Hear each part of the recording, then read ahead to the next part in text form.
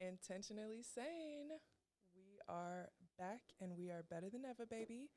Welcome back. My name is Mahogany and I am your friendly neighborhood wellness bestie. And the whole purpose of this podcast is to help you live your life intentionally and one that is authentic to you, yourself, and your journey. So, without further ado, very excited to be connecting with y'all. Today's episode is going to be a little bit different than the content that I normally talk about because usually when I come to y'all and talk about something, it's in a very reflective manner about something that I have personally gone through. Before this episode, I really want to get into the tea and focus on Love is Blind. Before I get into that, I want to say thank you for those that showed love for last week's episode. Everything runs smoothly and in a good cadence. So the video podcast or the video version for the last episode is now up on YouTube. It's going to be at Mahoganybreezy. And of course, all the links for keeping up with me, watching the content, different ways for us to connect will be in the link down below. So feel free to check in with that. My biggest ask before we get into this is if this podcast is helpful, you thought it was funny, it was a nice pause to your day, share it with one other person. I think that's the whole point of this, is to really bring awareness and, get certain messages out there. So if you love this episode or it did something for your soul, share it with someone else and help them out. So to start out with, if you're not familiar with Love is Blind is one of these like trash TV series on Netflix. And I find it to be interesting because there is some type of like scientific backing or emphasis on this whole project. So essentially on Love is Blind, there are groups of men and women that come in on their own free will to basically give love a different type of chance with them, right? So the whole theory behind this is you don't get to see a person while you're casually dating them. And your essentially full-time job is to casually date, have intense conversations, get to know people through a wall for, I think, a total of 3 weeks. So 3 weeks in the pod, which is kind of like an incubator to really foster a unique relationship and to get to know each other and to do all of these things. Usually from the pod, the man will propose to the woman, and once they propose, essentially that's the first time that you see this person that you've been talking to for the last 3 weeks. So once you get engaged to this person, you see them on the outside of the pod, you go on a honeymoon for I think about a week or two, and then you kind of transition into real life where they're either moving into one of the other's apartment. So like the boy will move into the girl's apartment or vice versa. What I find to be interesting about this is Netflix is alleging that this is coming from this scientific principle of, can love be established if there is no physical assumptions, realities, things like this about a person? So that off top has me really intrigued because it's like, is love blind, This season in specific, I thought that there were a lot of interesting perspectives and paradigms being tabled in the season, and a lot of the banter and the commentary and the things like that that I'm seeing on TikTok and Instagram are a little surface level, right? Like they're talking about what these people look like or the things they did or did not like about the relationship or how toxic this person is. But I think in reality, there's a lot that we can learn specifically from season 4 of Love is Blind. So, of course, I'm going to put a disclosure that these are my personal opinions. I am in no way a licensed psychologist or therapist or anything like that. These are just personal things that I've noticed, and in some ways, some reflections that I've had in my own personal life, and just some things that I think are very relatable in a lot of these personalities or characters, whatever you want to call them, that we saw on Love is Blind. So let's get into this tea. By the way, for those that are 21 or above, I have a good classic boxed wine Chardonnay, and I'm very excited about it.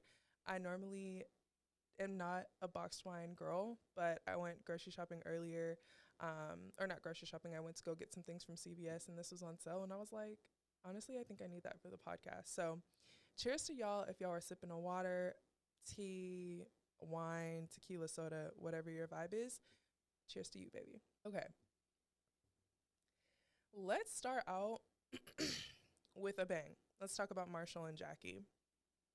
So, in the beginning, when they were in the pod, I was a big fan of Marshall and Jackie. I felt that they had a very fresh, bouncy puppy love type of connection in the pods. I think that there was a underlying tone of oblivion, but truthfully, I think every relationship has this in a pod, because in reality, it's kind of just like, up to being on this show, we've all dated seeing what the other person looks like. Most of your dating apps, you're swiping solely based on how people look. Um, so I think oblivion and sometimes denial comes with the territory of the experiment itself, but they had like a extreme level of oblivion that was kind of underlying with them. And so when it comes to Jackie, I do think a lot of us relate to Jackie. A lot more of us relate to Jackie than we realize, or we all know a Jackie in our life and maybe just aren't aware of it. But she is the true, I think, example of what happens when you're either in survival mode or have just gone through a lot of things in your life where you somewhat normalize the patterns that are familiar to you, and anything outside of that, whether it's healthy or unhealthy, is just an immediate no. And so the first call out that I have with Jackie is the main point of even going on this experiment is to change your behaviors and your patterns that you had before you were in the pods.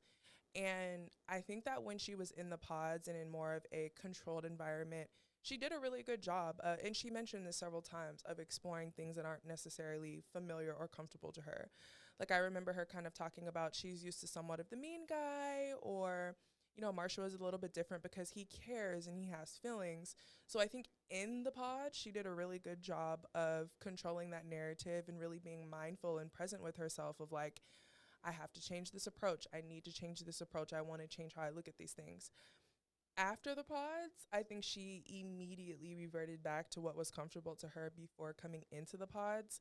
And I think that's kind of why we saw a 180 and almost a break in character almost immediately when she was outside of the pods. And so one of the things that I want to preface with Jackie and really call to action here is the number one thing that I think just failed with their relationship off jump is the simple fact that healthy and present relationships require vulnerability, honesty, ownership, acceptance, accountability, and commitment. I don't think she was ever fully committed to being vulnerable.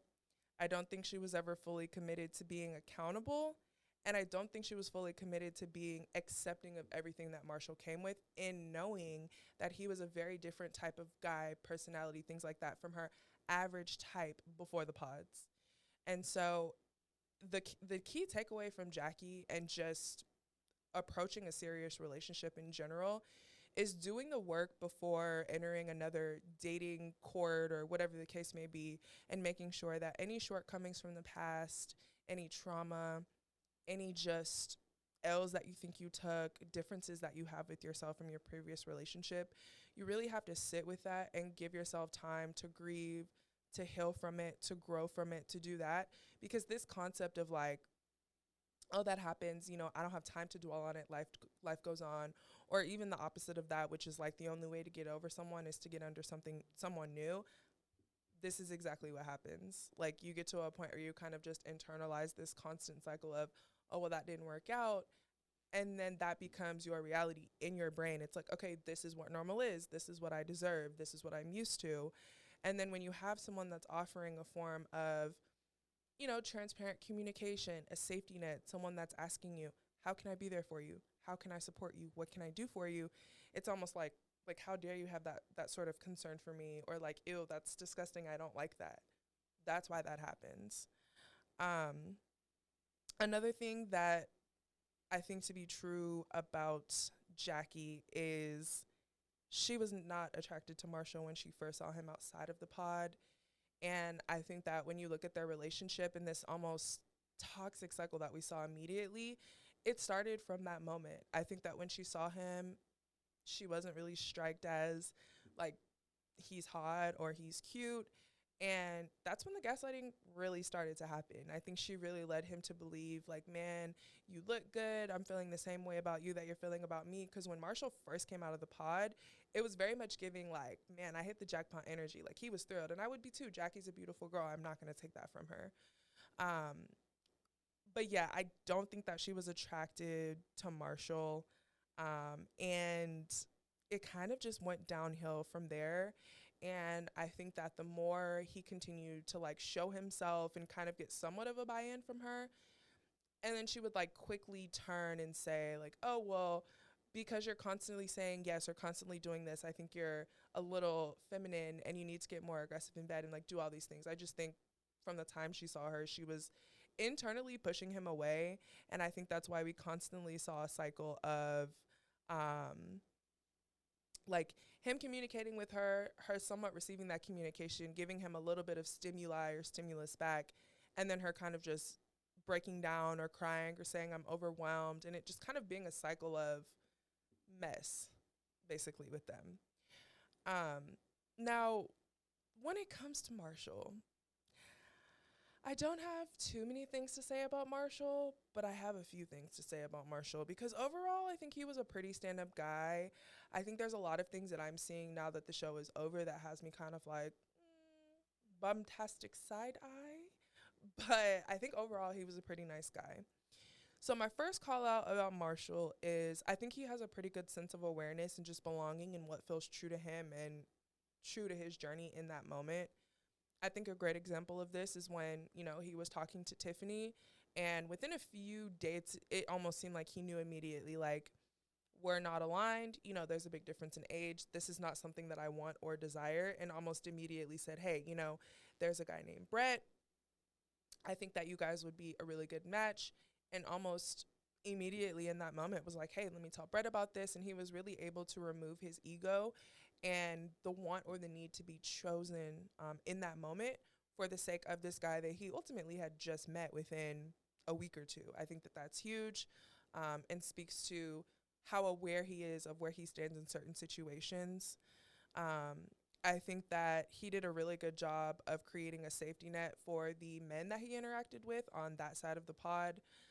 He was always very transparent with them on feedback, whether that was good or bad.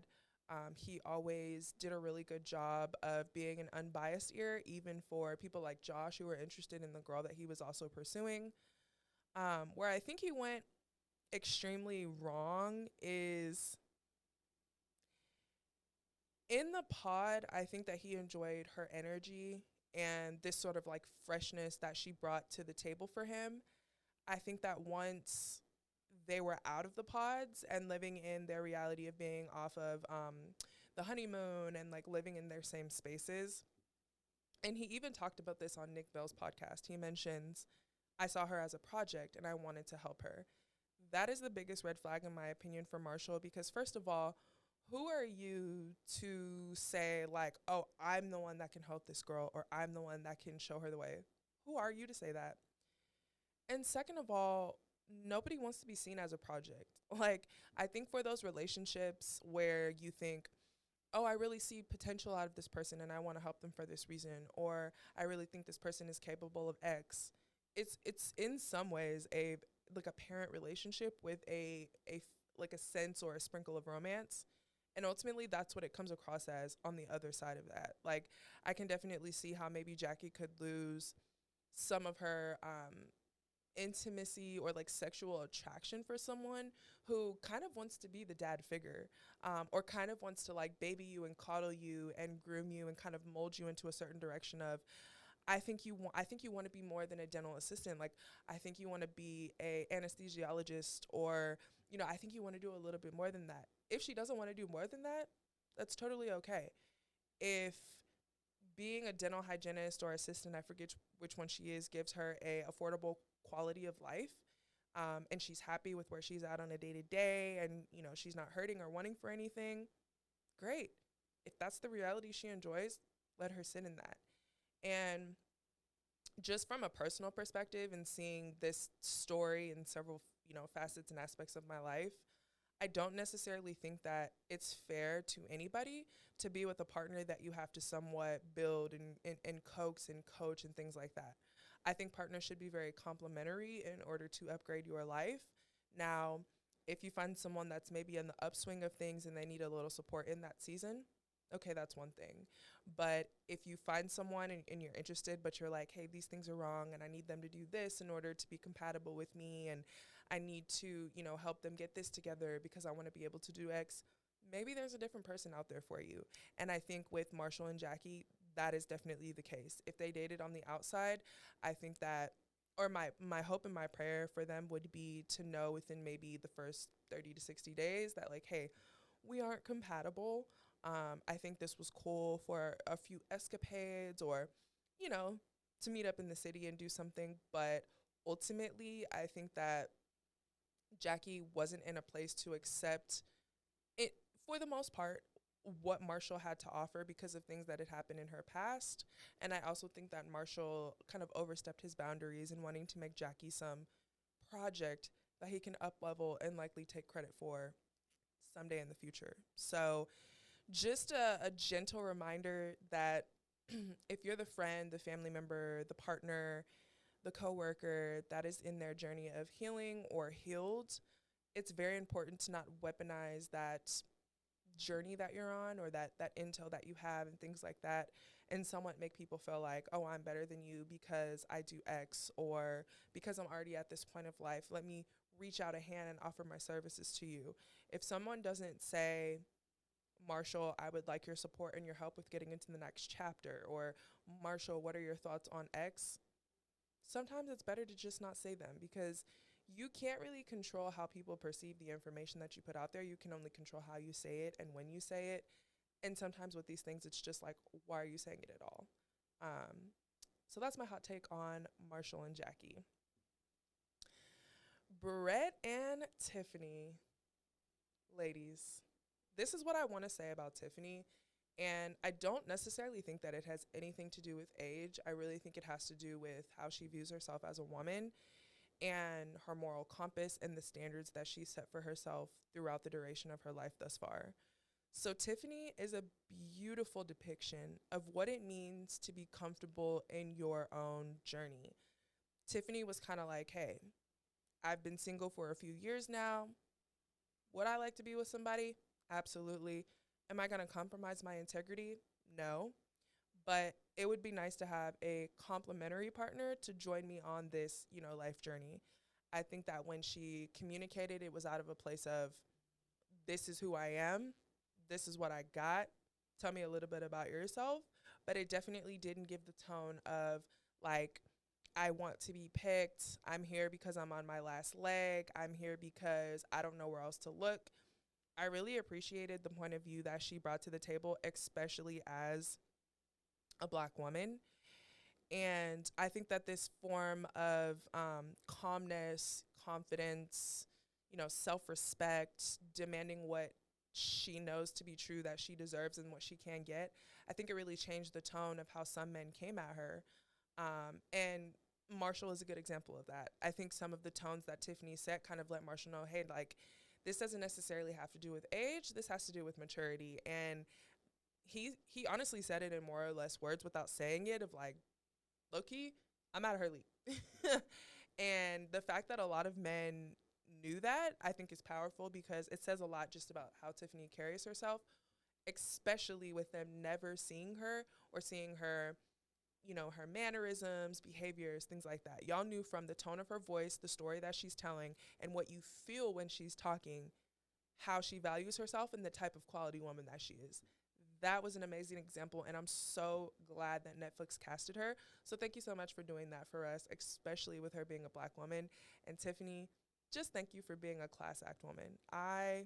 Chef's kiss. On to Brett. If I could give his mother a hug and honestly get some type of masterclass for how she raised that man, I absolutely would. He was a great example of what I really think like a divine man looks like in our time. Brett was a really good human first. He was a really good friend, and now we're seeing he's a really good partner. Um, the first call out that I want to say from a friendship perspective, and I was very emotional seeing a lot of his and Marshall's interactions, but Brett had this unique way of, regardless if it was romantic or just friendship, he did an amazing job of being an ally. And I think that a lot of people knew that he was an ally. I will never forget when Jackie didn't show up to the dress fitting, and sometimes before that, there were some instances where Brett had to go to Marshall about some things. And there were also some instances where Marshall came to Brett and confided in him. And the one thing that I will never forget on Love is Blind is when Marshall was kind of having, I think this was like hit this point of hitting burnout. And so he walks up to Brett, he kind of gives him the spill on what's going on with Jackie. And before Brett even comments on the scenario and you know, what's going on and things like that, what that means for Marshall, his first words are, "Thank you for trusting me. I greatly appreciate that. I know as black men, it can be somewhat hard to be vulnerable with each other, but I thank you for coming me and to trusting me, and I'm here for you." And that type of emotional empathy, black men, white men, regardless of who it is, it's something that you don't see often nowadays. And so, first of all, I want to thank his parents, specifically his mother, for really instilling a lot of that in him. But also, I thank him for, you know, being vulnerable again as a black man and showing this on national TV, showing this that, you know, it's okay to have companionship with your brothers, specifically black men. It's okay to confide in each other and give each other restoration and solitude and support. You know, it's okay as a black man to be vulnerable and be able to say, "Hey man, I'm hurting right now," or "I'm having a moment of weakness." It's okay to do that. And my hope for this show, you know, I honestly don't know if a whole lot of black men watch Love is Blind, or men for that matter, but my hope is that y'all see this relationship and the type of support and allyship that they had on the show.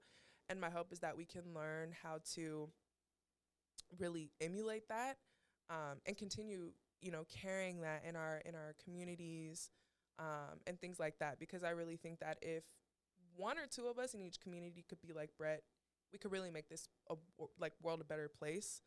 Because energy is often exchanged, and I think when you feel that type of good energy, you deposit that in others. So Brett, truly, thank you, because I think you really did a lot of good things on the show, and I'm so happy that you found love. Another thing that I want to call out for Brett, and Marshall actually mentioned this on Nick Vale's podcast, is Nick Vale asked Marshall, so, you know, with all the couples, he's kind of asking Marshall the tea, right? Like, so with Chelsea and Kwame, you know, did you see them have any arguments off camera, or with Brett and Tiffany, you know, did you see them going through anything? And Marshall says, and I'm pretty sure this is like almost verbatim, but it's not quite verbatim. And I would recommend checking out Nick Vale's podcast if you haven't already. He usually has the Love is Blind members on there, and it's in a very intimate setting. So you kind of get to see the stuff that wasn't really put on camera. But Nick Vale asks Marshall, like, so what was your understanding of Brett and Tiffany? And Marshall says, you know, I'm honestly not quite sure, because if they had any issues in the pods, he never talked about that with anyone. And I never really knew that they had a falling out until the show aired, and I saw that, you know, Tiffany fell asleep on Brett. And so I really think that this is one of the biggest things about marriage and long-term commitment. Now, me and my mom, she's very big on don't be telling nobody your business, and, you know, just keep that between you and your husband when you going through something, and da da da da. And I agree with that to some extent, but I don't think that it's good to just kind of stay in the confinement of your home and like keep everything on locks, right? Like, I'm sure Brett and Tiffany will build a community where they feel safe disclosing things and having conversations. But to Marshall's point, I do think when you go on this journey of marriage, and you're taking this venture with a life partner, I think it's important to have a form of integrity and confine what those restrictions are of, hey, these are things that we want to be public. These are things that we want to keep internal, and these are the things that we really just don't mind. And it doesn't always have to be with arguments. It could be with big purchases, planning for a family, anything, right? Like, there has to be a form of trust, integrity, things like that internally. And so I love that for Tiffany and Brett. We know nothing other than they were a great couple, right? They looked great together. They had a lot of fun together. They seemed to have a lot of like passion between each other.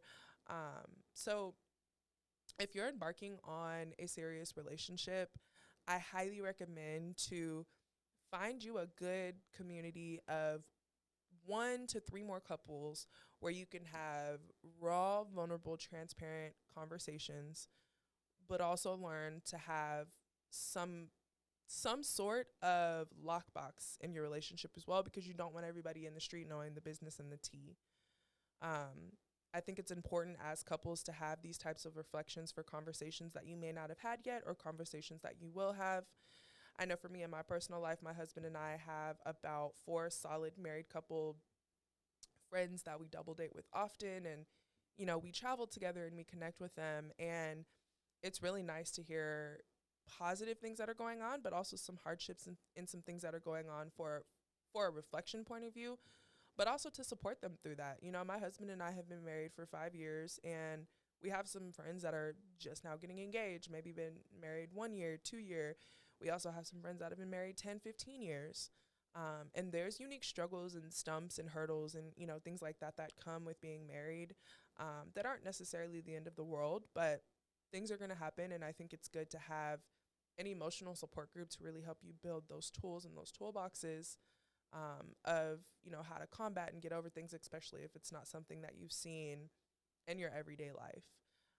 So that's my hot take on Brett and Tiffany. The one thing that I have to say to the public, I know I said I wasn't going to talk about looks, but the one thing that I want to say to the public about Brett is stop saying that he looks like Jason Derulo. That man does not look like Jason Derulo. And some of y'all are black folks saying this, which leads me to believe, like, at first when I heard that, I'm like, okay, this is common. Usually you have these doppelgangers and they just have one thing in common. They're like black with similar haircuts. But I've seen a lot of black people online that are like, he looks just like Jason Derulo. No, he doesn't. Stop saying that. Nothing wrong with Jason Derulo, but I'm just like, put some respect on Brett's name, please and thank you. All right. Let me get another sip, y'all, because we about to talk about Miss Micah. I don't really have much to say about Paul, to be honest, because that's a whole nother episode for another day. But I do have some things to say about Micah, so let's take us a sip. Not the ASMR gulp. All right, y'all. Whew, Micah, girl. So, Micah is a classic example of what a midlife crisis looks like. And to be fair, let's give the girl grace, okay? One of the things I think that we forget to give um, reference to with Love is Blind, and really a lot of celebrities in general, is they are young as hell. Y'all, Micah is 26. And this goes back to like, I remember a few years back, people would be like, oh my God, Cardi B is so unhinged. What is this girl doing? Belle Cooley is about 26, 27 years old. She went viral and got famous when she was like in her early 20s, okay? So a lot of these people are going to make mistakes, and that's fine. I hope they learn from their mistakes, but that is what I want to start out with Micah, is she is a prime example of what it looks like when you go to college, you get in this sorority group, or you get a girl of your core girlfriends. Y'all create this facade of what it means to be a girl boss or Insta babe or a baddie or whatever that may be. And usually those correlation points of like, this is what I want to be, are coming from Instagram, someone that you look up to in your sorority or whatever it is, or just some person that you're seeing out in the Wild Wild West. Okay, it's very often that at this age you have girls that are like, I know exactly who I am. This is what I want to do with my life. Y'all, people are still changing majors, okay? Switching majors at 24, 25, 26 years old. So let's start there. Number one, I think that because she lacked a sense of identity and just who she is as a person, I think that's why it was very hard for her to date in the pods. But I think that's especially why when they got out into the real world, she was essentially trying to like get everybody's buy-in on Paul. And we'll talk about this later with Kwame as well. But one of the things that differentiate marriage and dating is when you date someone, you can spend all the time in the world trying to get people to buy in and worrying about people's opinions because to some people it may matter a lot. But when you say you're going to get married to someone and this is going to be your life partner, it's a 1-to-1 journey. Okay.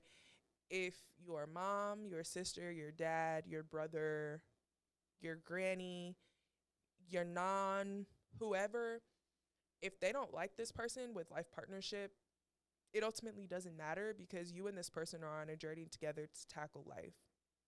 And so I thought it was very interesting that in a lot of her confessionals, she was just like, well, all my friends and family were asking Paul about X, and I don't really feel like he was giving them the right answers and all this other stuff. Baby, you need a sense of boundaries in your life because why are the layers, like, why are things caving in on each other?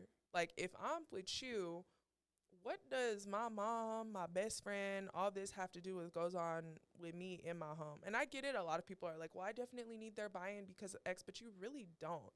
And I think that's why when you graduate college and you get from like 24 to 30, I think that's why it's such becoming of age because you realize what makes you tick, what you hate, what you appreciate, the types of things that make you feel something, the type of things that make you feel bad things, the things that make you happy, sad, upset, etc.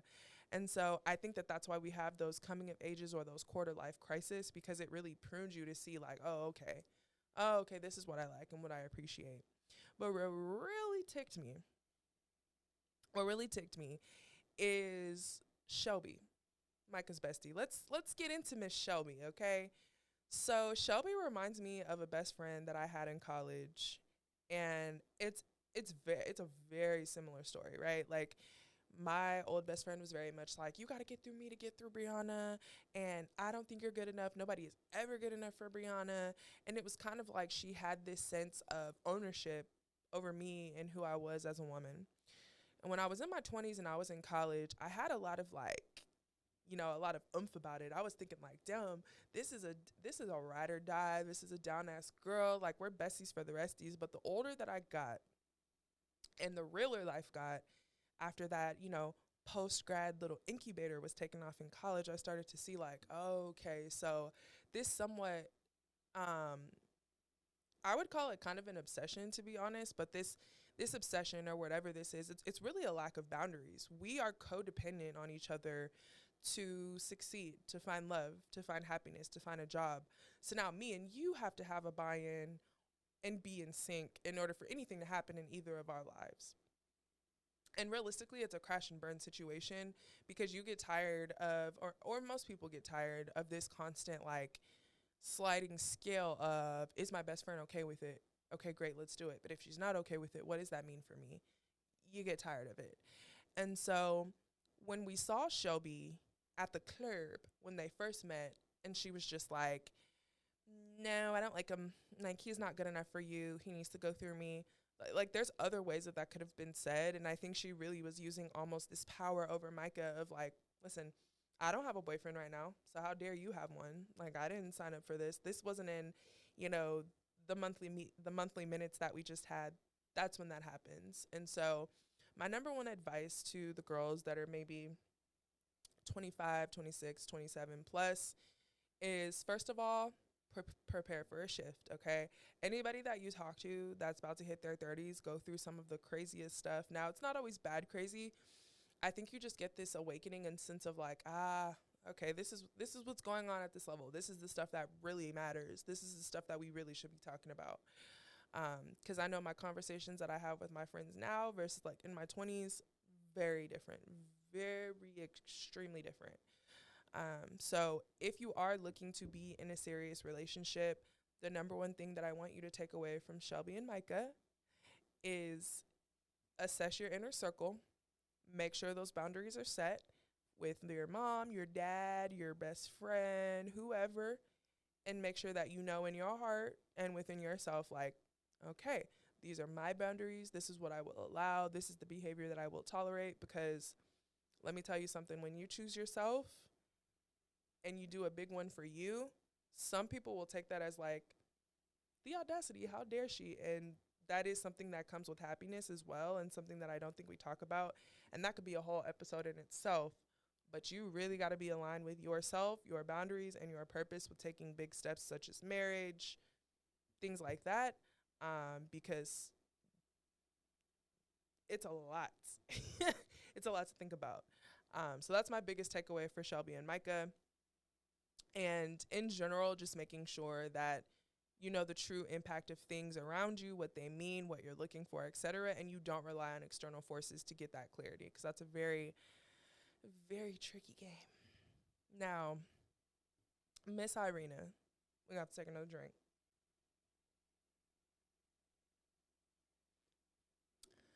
Irina, honey, please tell me that you've registered for therapy right now at this point, because, honey, you showed your ass on national TV. And I know that I bring up like core values, grounding principles, being aligned with your inner self, if not your higher self. But y'all, I'm trying to tell y'all that there are so many things that happen when you don't have these grounding core values, like a moral compass, let's call it.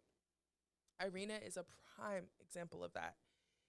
Anytime Irina acted good or bad, I feel like there were two common themes in mind. Number one, what can I do to get attention or get noticed in this moment? Or number two, what do I think is best for me in this moment? She seemed very impulsive, but I really think she struggled with finding her placement and clarity in her romantic relationships as well as her like friendship relationships, because she spent a lot of her time just literally like spinning her wheels to try to see like, who am I, what's going on, if I do this, what will happen. It was very odd, and it almost seemed like she lived her life throughout the show as if nobody was going to watch it or see it ever. Like when she was flirting with Paul, which was allegedly her best friend's boyfriend, it's just like, baby, what are you doing right now? Like, you were just basically on a retreat with no communication, no phones. You made somewhat of an emotional connection with Micah, who became like your baseline, because you had no other friends in the house, because you pretty much burned all your bridges. So you are sitting in front of your best friend's fiance and essentially flirting with him. Do y- like do y'all see how important it is to have a moral compass? Because for me already, I'm like, I wouldn't do that to my best friend because I don't want to lose her trust. I value her trust. I value the relationship that we have. But in that moment, Irina was literally just like self to herself, like, does this feel good? Yeah. Okay, got it. And that kind of like tunnel vision, if you have that, it's very dangerous for this reason. You end up hurting people intentionally or not. And it's just something it's something that can easily be avoided just by digging deep within and figuring out, who am I? What is my purpose? What is my calling? What do I want to get better at? Like just having those conversations with yourself, because if not, you end up lost in the sauce and looking just like Miss Irina. And while I think that she has, time to change and room to grow, in some ways I do really have a lot of what's the word I'm looking for? I have a lot of compassion for her, because being self-aware and getting the help required to be self-aware, it requires a lot of ownership. And so for her to not only have to own her actions, but to see them on national TV and almost be forced to take ownership because other people, aka half of America, probably is calling her out, is a very scary place to be. And so I hope that instead of beating herself up and woe is me and, well, that's not what I meant, or I didn't mean to, she just says, man, I saw it for what it was. I apologize for anybody that I hurt, and this is what I'm going to do moving forward to be different.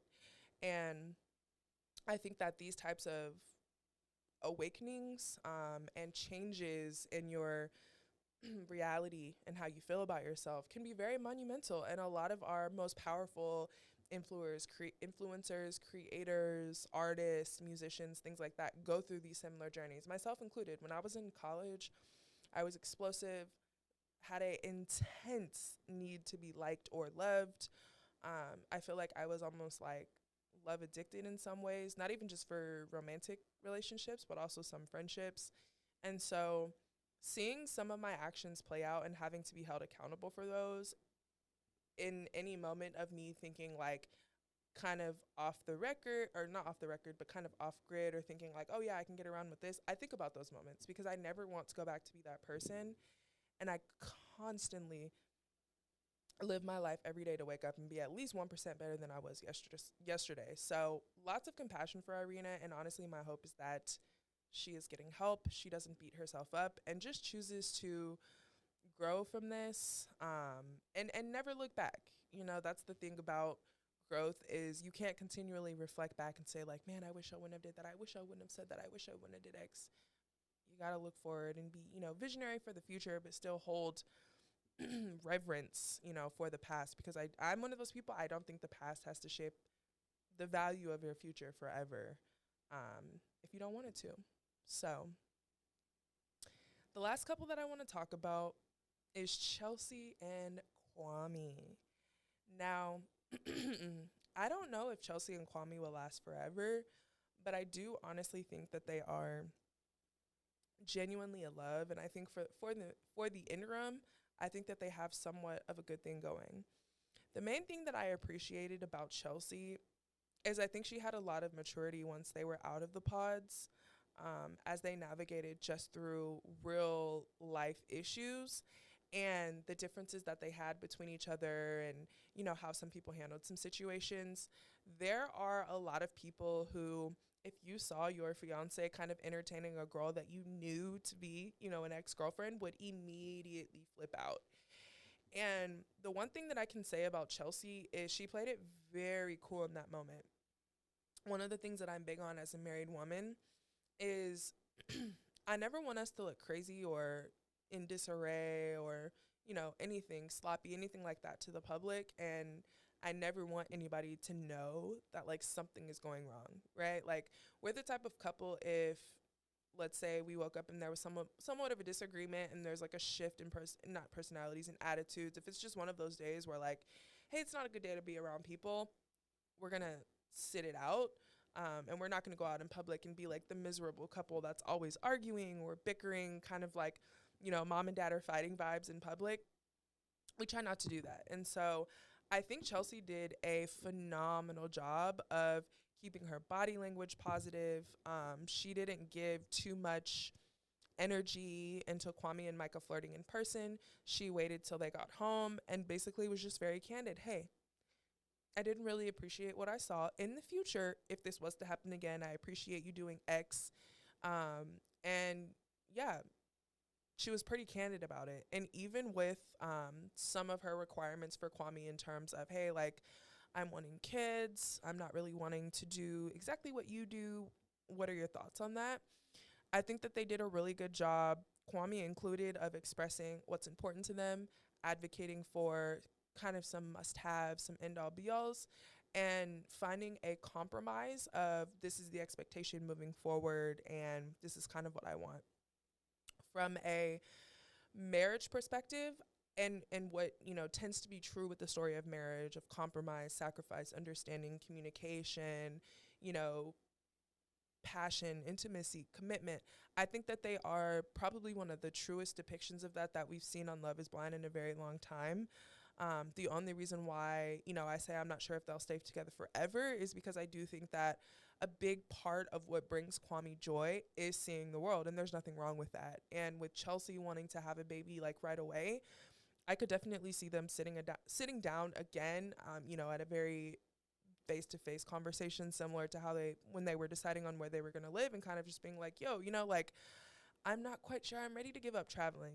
Kids are a big sacrifice. It's a life-term commitment of making sure that this human that we birth is a complementary member of society, and that they make the world a better place, and they're not some menace running around here like a chicken with their head cut off. And so I could definitely see them having that conversation face to face, and then just deciding to divorce amicably, still being friends, but just deciding that, like, hey, maybe from a life partner perspective, this may not work out long term.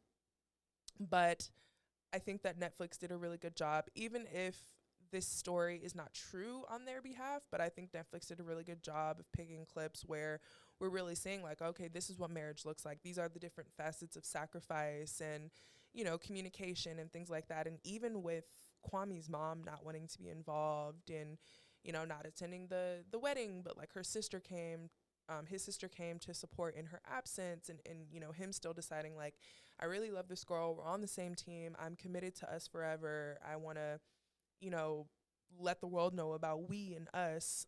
I think it was beautiful to see that type of true partnership, no matter what, till death do us part, for better, for worse. That is what that looks like. Like, even though his mom was not there, which for someone of an African descent, because I have a lot of African friends and just know kind of how pivotal that mother's love and buy-in and affirmation and things like that is. I think that it's huge that he still went to the altar, and it speaks volumes to the commitment that he has to Chelsea. And I know a lot of people often say like, what's really the difference between being married and dating? That, exactly that. Like, Chelsea had that buy-in, and she can now fully commit herself to their union and what they have, because him still meeting her at the altar and saying, yes, even though my mom's here, I still want to marry you. It's a different type of commitment that you're not getting from just being like, yeah, this is my boyfriend, or yeah, this is my girlfriend. Very different. The last person I want to talk about is my girl Bliss. I am a Bliss stan. I think that she is a true queen. Um, a lot of people, women or men, I think when it comes to relationships, often involve emotions when they make decisions. And the one thing that I want to call out about Bliss, and why I will have so much respect for her no matter what, and I hope more people find it in their hearts to love Bliss, because she's got some mixed opinions. But what I love about Bliss is two things. So when, um, was it Zach, I believe, broke up with her the first time and picks Irene's crazy ass, Bliss, no emotion. So I think that she didn't want him to hear her cry, like that type of thing, so that he didn't feel guilt or anything like that, but simply says, thank you for letting me know. I respect your decision and I wish you the best. And it wasn't in like a, I wish you the best, but low key, like, want you to fail type of thing. I genuinely felt like she wished him the best. That is everything. You will often hear the theme of emotional awareness from me, and that's exactly what that looks like. She was able to take her feelings out of what was true in that situation, still wish him luck, and just say, like, hey, there was a 50% chance in this experiment that I was going to leave with the husband. There was a 50% chance I wasn't. And I feel like she was really okay with that. And then when Zach kind of did a spin the block, and reached out to her, hey, like, I made a absolutely horrible decision. This is where I'm at with it. Like, she definitely heard him out and gave him the time of day. But once she heard him out, she wasn't like, well, you're going to have to fight for my love, or you're going to have to earn my love, or you're going to have to earn my this by being consistent and buying me roses every day and doing all this. No, she was just kind of like, in her heart, like, I loved this man. I appreciate him for taking ownership for the decision that he made. I've acknowledged, his intention and his pursuit to be with me, and I respect him enough to move on, and I'm going to leave everything where it's at. Like, even when they were meeting her parents, Bliss was very calm. Like, this is my fiance. This is how we met. This is why I love him. But she never once said, oh, well, or even like with banter, like, yeah, I love him even though I'm his second option. Like, never made a comment about that. And I think that Zach subconsciously, like, almost felt a way about it, not necessarily good or bad, but he was pretty conscious of it, because he usually tabled it for her. Like, well, yeah, in the pods. And I think that, in a lot of ways, he probably did that because he knew that it was going to be aired on national TV, and it's better to kind of put a dagger in that, but kind of like getting ahead of the curve. But in some ways, I feel like maybe he would have said it even if it wasn't on national TV, because he really wanted people to know that, like, he's genuinely sorry. It's not something that he will ever do again, and he's really grateful, for Bliss to be in his presence. And The last thing that I want to say is with Bliss, even when her dad was somewhat skeptical, she still stood up for Zach and stood by him, you know, as his wife, and stood for what was best for her, but also what was best for him. Like with her dad, if he had any feelings about it, she didn't really give her dad too much time of day in trying to say like, hey, give him a chance, do this. I feel like she very much took the approach of like, I'm gonna show you better than I can tell you. And when you see me and my man living good, doing what we want to do in the next few months, you guys will all be buying in. And that's ultimately what happened. She mentioned on the reunion that her dad bought them a honeymoon. And I think that was really his almost like return investment of, you know, I see you, I hear y'all, I'm happy that you're happy. This is my final approval of like, I appreciate Zach and the space that he holds in your life, and let me know if you guys need anything. So this is why I say with partnership, like sometimes your dad, your mom, your sister, etc., they're not going to be in on it, and that's okay. As long as you and your partner are dedicated to seeing each other eye to eye, and living your lives together within that home, people eventually will see like, oh, okay, like maybe I can calm down. Like there's really no reason for me to be upset. And even if they don't come around, like ultimately, as long as you and your partner are aligned, that's all it takes. Um, the last thing I want to call out, and this is gonna get real serious because Netflix, let's just have a chat real quick. Me and my internet brothers and sisters are tired of the Lachey's, okay? Too many of us are tuning into this TV show for y'all to not raise the budgets to get some new hosts. We're tired of seeing Nick Lachey, his corny comments, and just him in these spaces. And we're definitely tired of seeing Miss Vanessa with her fake ass enthusiasm, biased questions that somewhat seem like she has a little bit of a hidden agenda, and somewhat, and in some tones, I feel like she does like to trigger emotions and things like that. But overall, I just feel like they lack entertainment and banter and just anything needed to keep these reunions very interesting. I think they've ran their course. I think that they've, you know, done what they've needed to do, but I think it's time to serve them a severance package and let them go. And I say that with so much love because they've been around for a very long time. But for this specific show, Love is Blind, they're not it. There's so many fun creators that have, you know, small to medium platforms, even comedians. Like, there's just so many other people that I think would be better hosts that would bring something to the show, in addition to, you know, what the personalities or cast members, whatever, already bring. But that's what I'm gonna close with is Netflix, please find it in your hearts and in your budget to get some new hosts because we, those who tune into Love is Blind, we are tired. So I want to wrap up with just saying I hope you've all enjoyed this different type of conversation. I really enjoyed this season of Love is Blind. Like I said, there were so many just paradigms, point of views, examples, like stories. Just I saw so much in this season, and I think the Netflix cast did a really good job of casting, putting the right people on there, and clipping the right clips. So thank you for tuning in. This next episode will be dropping on May 20th.